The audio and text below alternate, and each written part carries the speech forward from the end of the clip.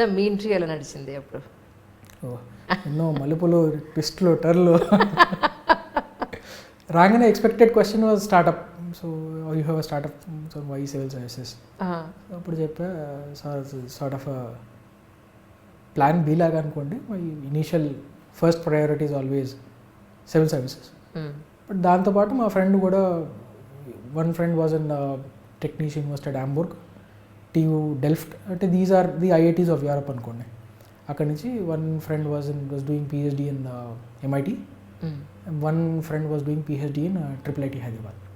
ఈ 4 friends and me 5 friends. Then we thought will, సరే ఇనీషియల్గా దే యూస్ టు కన్సల్ట్, అంటే ఇక్కడ ఉన్న బిజినెస్ MBA చదువుతున్నాం, help us how to set up operations కానీ రెగ్యులేటరీ ఫ్రేమ్వర్క్ ఎలా ఉంది. సో అలా కొంచెం స్టార్ట్ అయ్యి then they said any half year starting, why don't you become a co-founder. నీ పని నువ్వు చేసుకుంటూ ఉండు, ప్రిపరేషన్ చేసుకుంటూ ఉండు, ఇదే అవర్స్లో నువ్వు వర్క్ చేయాలని కంపల్షన్ ఏం లేదు. Obviously ultimately you're also part of it, so we're sure that will put in the effort అని. సో దానివల్ల చాలా ఫ్లెక్సిబిలిటీ దొరికింది. Certain days I don't want work, I will study. Certain days వెళ్ళి client meetings ఉన్నాయి, లేకపోతే contracts ఏమైనా draft చేయాలి, legal terms మాట్లాడుకోవాలి, ఆపరేషన్ సెటప్ చేయాలి. ఇది కాకుండా ఈ సైడ్ లెట్స్ గిగ్ ఎకానమీ అంటారు, పైసలు దానికి నేను ఇది చేసి పెడతాను. స్లీపింగ్ పార్ట్నర్ లాగా. స్లీపింగ్ కాదు, what I meant was freelancer, as a freelancer. Right. Okay, ఫ్రీలాన్సింగ్లో కూడా చాలా ప్రాజెక్ట్స్ చేసాను, వాల్యుయేషన్స్, ఫైనాన్సింగ్ కాబట్టి I use to help with valuations. ఇప్పుడు చేస్తున్నారంటే మీ ఫ్రెండ్స్? లేదండి, అవునా? అంటే ఆ startup that is still going on. I have exited. But అదే the first question was on startup and చెప్పా. దెన్ కొంచెం చిన్న 2-3 క్వశ్చన్స్ చేసా స్టార్ట్అప్స్ గురించి. అండ్ దెన్ పెద్ద ఫామ్లో దిగాడు the board chairman. He was an IFS officer, Manveer Singh.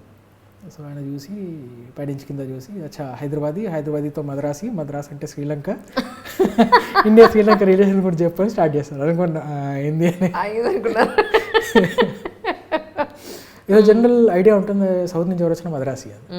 Maybe అందుకు అనుకున్నారో మరి ఎందుకు అనుకున్నారో నాకు తెలియదు, కానీ ఇండియా శ్రీలంక రిలేషన్స్. అప్పుడే there was a constitutional amendment in Sri Lanka which was going on to give special status to various Tamil origin people living in the northern territory of Sri Lanka. So ఆ కాన్స్టిట్యూషనల్ అమెండ్మెంట్ అయిందా లేదా, మన కాన్స్టిట్యూషన్ గురించి చదవడానికే 2 ఏళ్ళు పట్టింది, శ్రీలంకన్ కాన్స్టిట్యూషన్ చదివితే నేనేం చెప్తాను. సార్ నన్ను అడిగితే మీరు ఇంకా అప్పటి ఆ చైల్డిష్ యంగ్స్టర్లోనే ఉన్నారు సార్ మీరు. సీరియస్లీ. అంటే there is a quote by famous author, he says a creative person who has refused to grow up was still a child అని. అచ్చా. సో మేబీ అంటే చిన్నపిల్లలా ఉన్నట్టు మరి ఐ లైక్ ట్రూ, మీరు అలాగే ఉన్నారు. అంటే because I'm in a more in a less formal setting అనుకోండి. ఇంకా ఫార్మల్ సెట్టింగ్ అండ్ ఇంకా ఇన్ఫార్మల్ అయిపోతుంది sometimes. I cannot be like this in when I'm discharging my duties, obviously. అప్పుడు ఇంకో ఫేస్ వస్తుంది. అప్పుడు it's only because I'm just being very frank. So అదే question చేశారు. దెన్ కాన్స్టిట్యూషన్ అమెండ్మెంట్ గుర్తున్నాయి, ఏవో చెప్పాను, అంత సరిగ్గా గుర్తులేదు sir. But I don't think the amendment has been passed. మరి అలా అంటే ఎన్నో హ్యూమన్ రైట్ వైలేషన్స్ అన్నీ జరుగుతున్నాయి తమిళ్ పీపుల్ మీద, చాలా అట్రాసిటీస్. మళ్ళీ వీళ్ళు కూడా తక్కువ కాదు, వీళ్ళు కూడా దే హ్యావ్ రిటార్టెడ్. మరి ఇండియా ఏం చేయాలంటే సైట్ India is a stable power in a relatively unstable territory.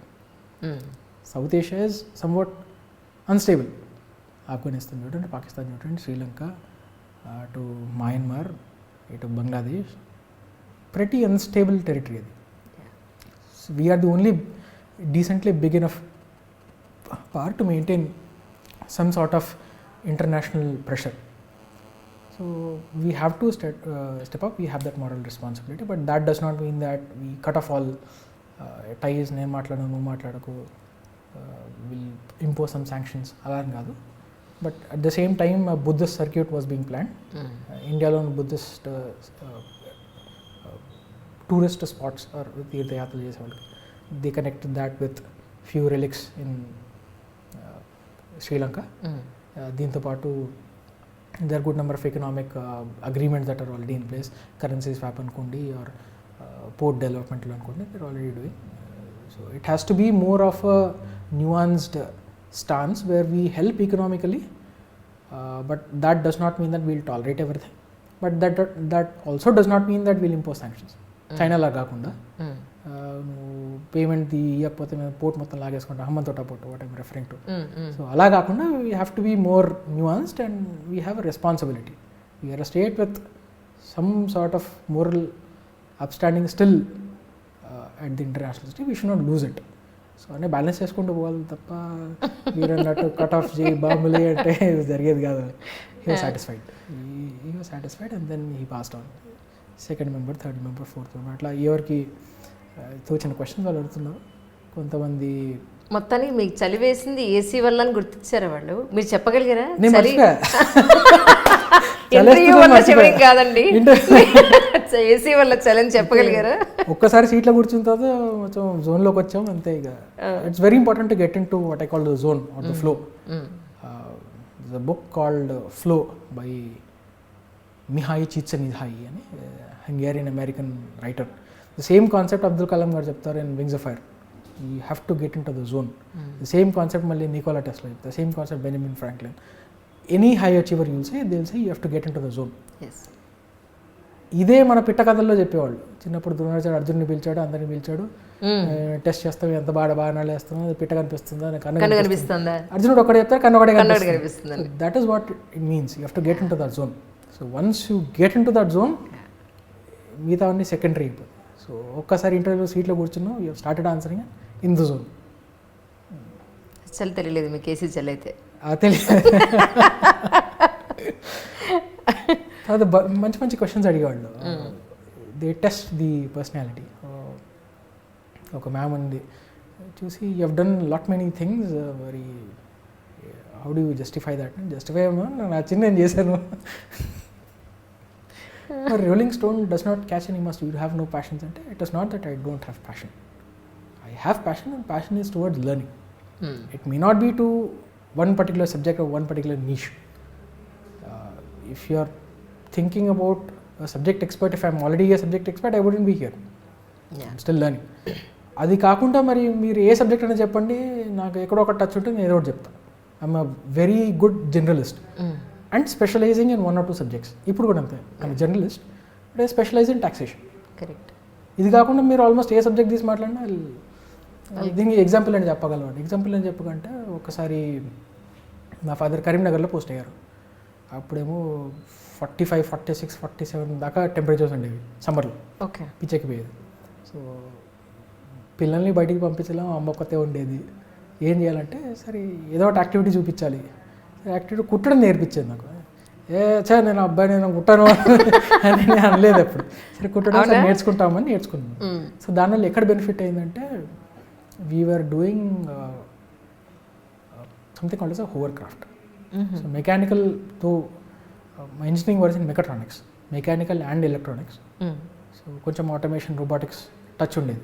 అందుకే that is why I wanted to become an aerospace engineer working in NASA. Because automation was ఇక్కడ కాకపోతే మన సైంటిస్ట్గా చూసేవాళ్ళం డెఫినెట్లీ. మేబీ. సో అప్పుడు we were preparing for all India competition and hovercrafts తయారు చేసి so race at and IIT Bombay ముంబైలో. So అప్పుడు we had to prepare one హోవర్క్రాఫ్ట్కి కింద స్కర్ట్ అని ఒకటి ఉంటుంది. ఎప్పుడు చూస్తే హోవర్క్రాఫ్ట్కి ఎయిర్ డిశ్చార్జ్ ఏదైతే చేస్తాం, సెంట్రల్ డిశ్చార్జ్ చేయడానికి ఒక మషిన్ ఉంటుంది. It could be a fan, it could be a blower. Discharge చేసిన తర్వాత ఇది క్యారీ చేయడానికి బయట ఒక స్కర్ట్ ఉంటుంది ఇట్లా. ఓకే. ఆ స్కర్ట్ మీద హోవర్ అయితే ల్యాండ్ మీద ఇట్ విల్ ఫ్లో. దానివల్ల అడ్వాంటేజ్ ఏంటంటే ఫ్రిక్షన్ తక్కువ ఉంటుంది, it will move much faster with much less energy. So this was the competition. This we have to prepare. మరి అన్నీ బాగానే ఉన్నాయి, నేను ఇది చేస్తాను, నేను కార్పెంటరీ వర్క్ చేస్తాను, నేను ఎలక్ట్రికల్ వర్క్ చేస్తాను, అంత బాగా. మరి స్కర్ట్ ఎవడు కుట్టాలంటే నేను కుట్టా, స్టిచ్చింగ్ వచ్చి కాబట్టి. అది కూడా ఎప్పుడు రేపు అనగా అంటే ఇవాళ రాత్రి రేపు పొద్దున్న కాంపిటీషన్ స్కర్ట్ పాడేది. ఓహోహో. ఇప్పుడు ఎవరు కుట్టాలి దాన్ని అంటే రాత్రి కూర్చొని నేను కుట్టా. ఇది చెప్పాను. Who would have expected that me learning stitching in my 5th class holidays would have helped me in my stitching the skirt for a hovercraft in IIT Bombay, and we won. In fact, Bits Pilani వాళ్ళు they spent about 15 lakhs on their hovercraft, and we won. ఎట్లా అంటే it's only because the skirt was very good, it just slided, వాళ్ళది guidance system సరిగ్గా లేదా, వెళ్ళి పక్క crash అయిపోయింది. అయ్యయ్యో, బట్ గ్రేట్ థింగ్. నేనేంటి ఇది కుట్టడం ఏంటి అని మీరు అనుకోకుండా యూ డిడ్ యువర్ అంటే అప్పుడు ఇంకా చిన్న పిల్లలు అంత లేదు అయినా కూడా ఇప్పుడైతే కొంచెం ఉంటుంది ఎక్కడక్కడ నేను చేసేది రైట్. సో ఇది చెప్పా ఇట్లా we never know. In fact Steve Jobs కూడా 2005 స్టాన్ఫోర్డ్ గ్రాడ్యుయేషన్ స్పీచ్ ఒకటి very famous, it's called stay hungry and stay foolish, అదే టర్మ్తో మళ్ళీ బుక్ కూడా వచ్చింది. దాంట్లో he says, so when he was building Apple, అప్పుడు instead of focusing on computer science he went and enrolled in calligraphy class. అడిగా అంటే calligraphy class ఎందుకు, how would learning beautiful strokes on a paper help you build a computer? So he said I don't know, just want to learn this. తర్వాత కొన్ని ఏళ్ళకి when Microsoft came with their own PC, ఇనీషియల్గా మీరు చూసుంటే ఆ font అన్నీ చాలా స్టడ్జీగా బోల్డ్ లెటర్స్తో చాలా ఏమంటారు నాట్ వెరీ అపీలింగ్గా ఉండేది. అది మీరు మ్యాక్కి చూడండి, బ్యూటిఫుల్ ఫాంట్స్. అది ఎందుకు అంటే it's only because Steve jobs learned calligraphy. Right. So he told that we have gained this competitive edge by giving beautiful fonts to the world only because I've learned calligraphy then. నేను calligraphy నేర్చుకోకపోతే మేము కూడా ఇట్లనే చేసేవాళ్ళం. So at that point of time it was not possible for anybody to tell that learning calligraphy would result in this. Similarly, nobody would tell me in my 5th class that stitching, learning to stitch would help me build some skirt at a later point of time. So ఏంటంటే we can only connect the dots backwards, it is never forwards. ఈ పని చేస్తే ఇది, ఈ పని చేస్తే ఈ పని చేస్తే ఇది, ఎన్నో ప్లాన్ చేసుకుని ఉంటుంది చిన్నప్పుడు, అయిందా అది అవ్వదు. So best thing what we can do at this point of time అంటే you pick one field and give it your best, it will help. ఇప్పటికిప్పుడు అది హెల్ప్ కాకపోవచ్చు, but at some point of time it will give its fruits. I think this is how I lived అనుకుంటా. హైదరాబాద్ కన్నా ముందు మీరు ముంబైలో చేసినట్టు? ఢిల్లీ అండి. ఢిల్లీలో చేసినట్టు. Delhi. It's a place called GST council. Okay. So all the finance ministers, union finance minister and all the finance ministers of states or any either, some times deputy CMs వచ్చేవాళ్ళు. ఢిల్లీ కేసులో డిప్యూటీ సీఎం, పుడుచేర్లి కేసులో CM, ఇప్పుడు కర్ణాటక కేసులో he became CM later on. So అట్లా all ministers were part of it. It was a constitutional body. It's a serious post. Right. So దాని తర్వాత 3 years తర్వాత మొత్తానికి జనని జన్మభూమి ఇష్ట అనుకుంటా ఇక్కడికి వచ్చారు. ఇక్కడికి వచ్చి ముద్దు పెట్టి. ఎన్నాళ్ళు ఉంటుంది సార్ ఇక్కడ? మళ్ళీ మీకు ప్రమోషన్ వచ్చే అవకాశం ఉంటుంది కదా? దీని ఉంటుంది 3.5 yearsలో అనుకుంటా. But we never know, ultimately you're at the disposal of our bosses, the government. So post ఏంటంటే వి గో బ్యాక్, ఎక్కడ చేస్తే అక్కడికి వెళ్ళాలి ఒక రకంగా. అంటే ట్రైనింగ్ 2 years తీసేస్తే ఆల్మోస్ట్ ఒక 5 years అయిందండి మీరు జాయినింగ్ మీ జాబ్లో కదా? ఇంకా తక్కువ actually, total is around 5.5 years training 2 చేస్తే. అక్కడ 3, ఇక్కడ 4 years plus of put in the field.